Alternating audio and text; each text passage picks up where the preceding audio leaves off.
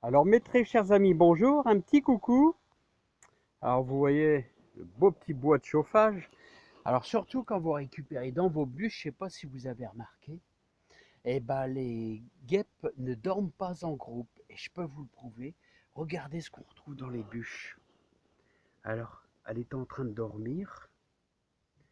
Là, elle est en train de dormir. Ah la voilà, regardez.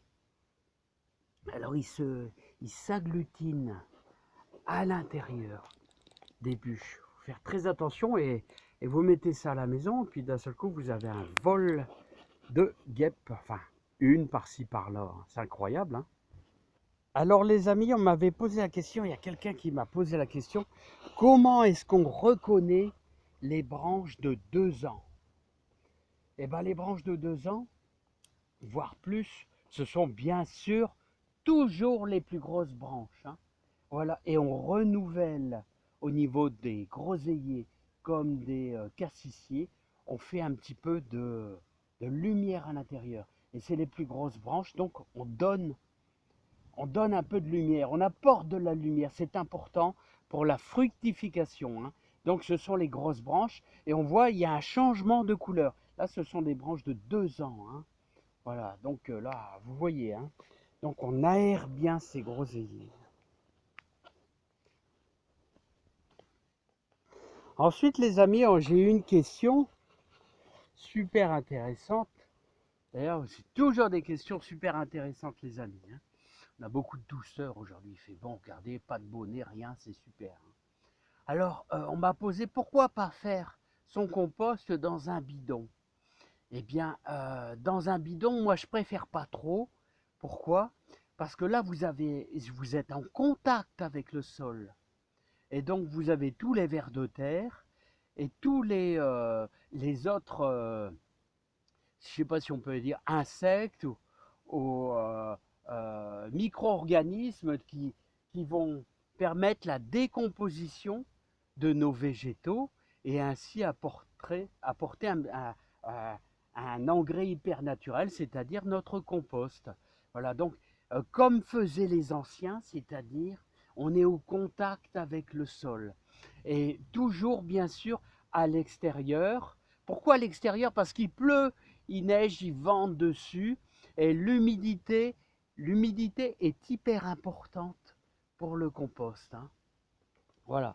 Alors, on va y apporter, bah, regardez, j'étais venu bon, à travailler, si on peut dire travailler.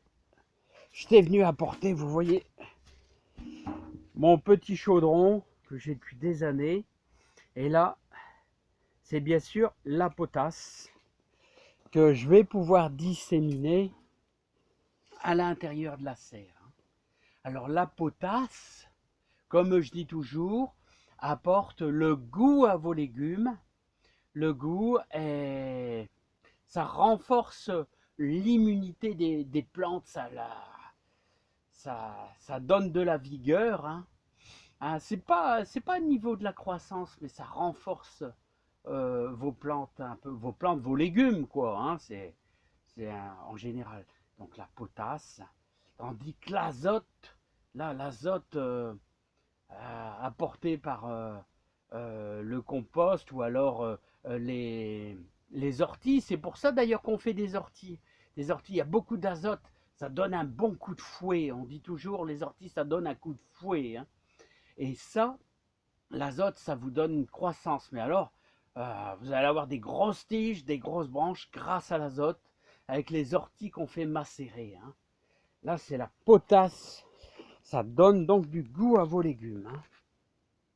Voilà les amis, bah pas grand chose de neuf, moi j'ai plus grand chose à vous dire.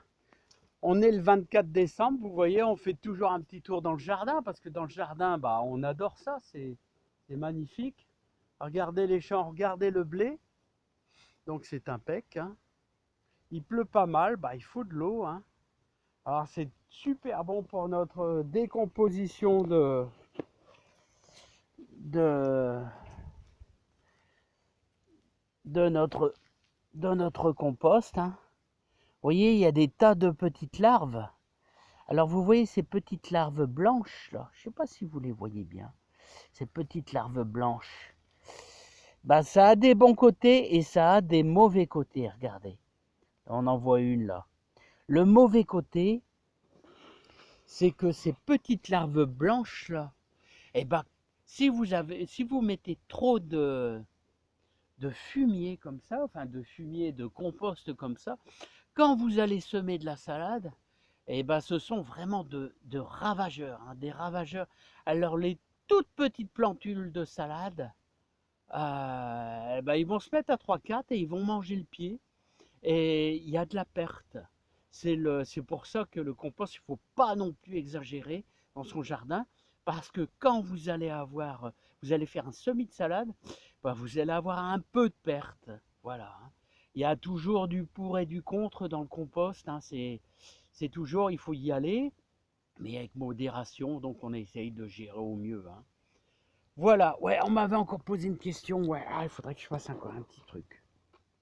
Alors voilà les amis, on m'avait posé la question, est-ce qu'on pouvait faire un peu de bouture, que ce soit des tuyas, des ifs, un peu toutes sortes de sapins.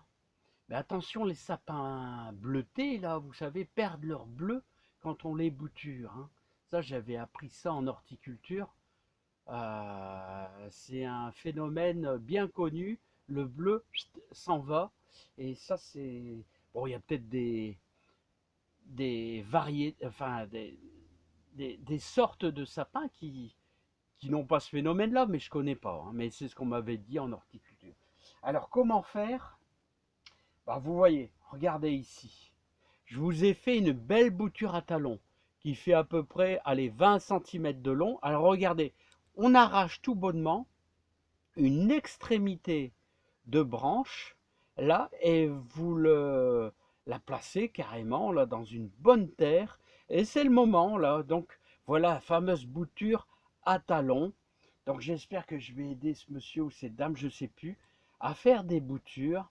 Alors vous pouvez faire ça aussi avec les taxus, hein. Alors j'avais fait une bouture il y a quelques années. Vous tapez comment bouturer le taxus F1RCX et là vous retrouverez, c'est une ancienne vidéo, hein, il y a au moins 3 ans, hein. Voilà, allez, et je vous dis, voilà, j'espère que cette personne, j'aurais répondu, une belle bouture à talons, vous voyez, de 20 cm. C'est facile à faire, hein, et on le met quasiment à... On met un quart au sol et vous verrez, ça devrait reprendre. À bientôt les amis, un super bon Noël à tous et à bientôt. Bye bye.